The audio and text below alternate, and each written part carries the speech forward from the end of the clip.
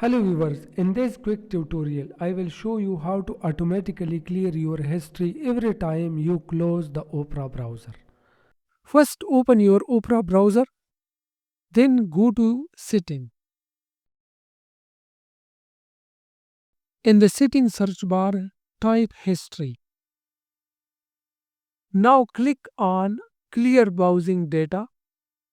You will see three tabs: Basic, Advanced and On Exit. Click on the third option on Exit. Here check the boxes for the data you want to clear every time you close Opera. Once you select your options, just click Save.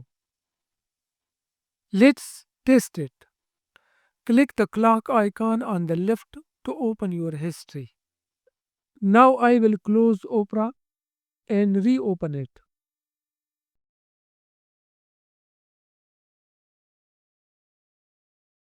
As you can see, the history is completely cleared. It worked. Thanks for watching.